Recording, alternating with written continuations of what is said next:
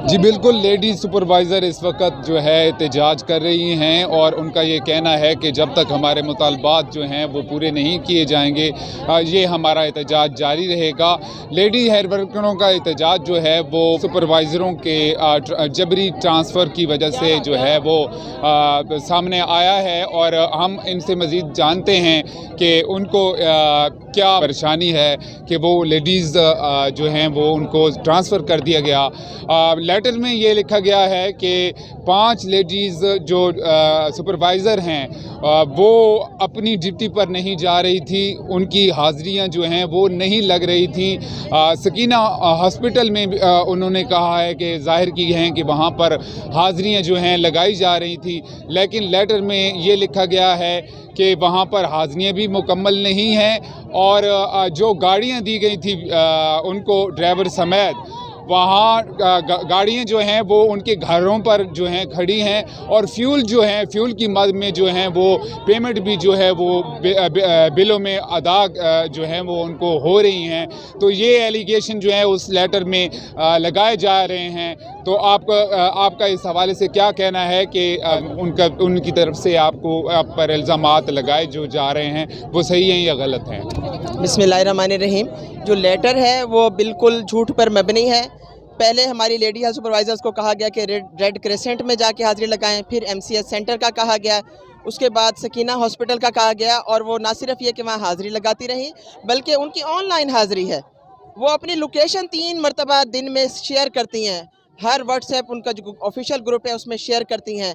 उस लोकेशन से क्या मुराद है कि वो अपनी ड्यूटी पर मौजूद थी या नहीं थी। सोशल मीडिया इसका दौर है, आप देखें कि हर चीज़ ऑनलाइन है, ऑनलाइन सिस्टम बना हुआ है। उसके बावजूद ये झूठे इल्ज़ाम है। उससे बढ़कर जो झूठा इल्ज़ाम है कि गाड़ियों के पेट्रोल दिए जा रहे हैं, पेट्रोल की मद में जितना बजट है वो सीओ साहब के अपने पास है, उन्होंने जारी नहीं किया।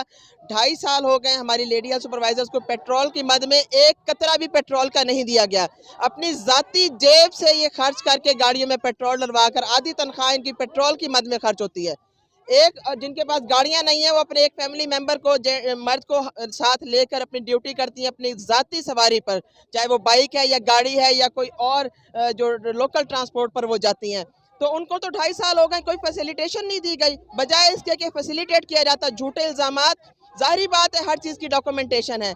अगर वो कहते हैं कि उन्होंने पेट्रोल दिया तो वो इसके डॉक्यूमेंट्स प्रोवाइड करें, और अगर हम कह रहे हैं कि पेट्रोल नहीं है तो वो सबूत देकर हमें झूठा करें। इसलिए ये फैसला हम डिप्टी कमिश्नर साहब के सामने रखना चाह रहे हैं कि वो जो जितनी बड़ी कुर्सी पर बैठे हुए हैं उसके तकाज़ों को पूरा करें, ना कि अपने सबऑर्डिनेट्स के ऊपर झूठे इल्ज़ामात लगाकर अपनी कोई झूठी इज्जत बनाने की कोशिश करें।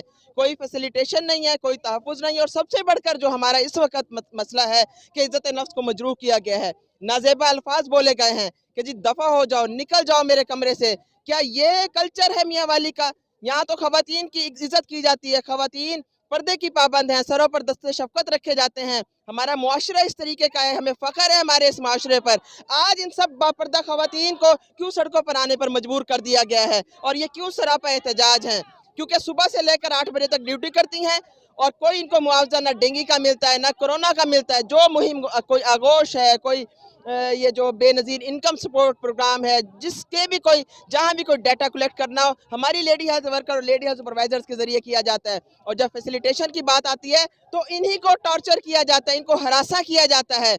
ये हरासमेंट नामंजूर है। हमें अपने हकूक़ का बखूबी अंदाज़ा है, और हमारे हकूक़ के बारे में तो खान साहब ने बड़ा बताया है कि जी ख़वातीन को एम्पावर किया जाएगा, ख़वातीन को बराबरी के हकूक़ दिए जाएंगे। उनके ही ज़िले में ख़वातीन का इस्तेहसाल होना बहुत बड़ा सवालिया निशान है, और इस पर हम उस वक़्त तक सरापा एहतजाज रहेंगे जब तक सीओ हेल्थ को बरतरफ करके साफ शफाफ इंक्वायरी नहीं की जाती, गैर कानूनी ऑर्डर्स विड्रॉ नहीं किए जाते। अच्छा, ये भी बताइएगा कि सुपरवाइज़रों के जो एहतजाज आज हो रहे हैं, लेकिन इनसे नीचे जो वर्कर्स हैं, जो वैक्सीनेटर्स हैं, जो लेडी वर्कर्स हैं, उनके मसाइल जो दरपेश होते हैं, लेकिन उनके लिए जो है आवाज़ बुलंद नहीं की जाती। इसकी क्या वजह है कि आप बाहर से यहाँ तशरीफ़ लाई हैं, लेकिन निचली सतह पर जो मसाइल हैं उनके साथ मुश्किलात दरपेश होती हैं, उनका तो कोई भी एहतजाज सामने नहीं आता, ना उनका कोई साथ देता है। मुश्तरका एहतजाज है। लेडी हेल्थ वर्कर्स के हवाले से जो हमारी जद्दोजहद है यूनियन की, वो किसी से ढकी छुपी नहीं है। 15 साल से हमने ये जद्दोजहद की और इस जद्दोजहद के नतीजे में हमारी लेडी हेल्थ वर्कर्स रेगुलर हुई, उनकी सैलरीज ऑनलाइन हुई, उनको स्केल मिले, ये सब यूनियन के प्लेटफॉर्म से हुआ अल्हम्दुलिल्लाह। और अब भी हम जद्दोजहद जारी रखे हुए हैं। अभी भी यूनियन की जद्दोजहद से हमारी लेडी हेल्थ वर्कर्स को 7वें और 9वें स्केल में अपग्रेड किया गया है। हमें बखूबी अपने बच्चों के मसाइल का एहसास है और हम अपने बच्चों के हकूक़ के तहफ़्फ़ुज़ के लिए वक्तन फ़वक्तन आवाज़ उठाते रहे हैं। लेकिन चूँकि मियाँ वाली का कल्चर नहीं था कि इस तरीके से एहतजाज किया जाता, अब जब सब केडर्स ही तंग हैं और सबको टारगेट कर दिया गया और सबको हकूक़ से महरूम कर दिया गया है, तो इसलिए मुश्तरका तौर पर यह एहतजाज हमने यहाँ रिकॉर्ड करवाया है और ये चलता रहेगा जब तक हमारे हकूक़ जो है बाजियाब नहीं होते। जी बिल्कुल, यहाँ पर लेडी हेल्थ वर्करों का जो है वो यहाँ पर एहतजाज किया जा रहा है कि उनका ये कहना है कि जब तक उनके मुतालबात तस्लीम नहीं किए जाते, हमारा ये एहतजाज जारी रहेगा। जी।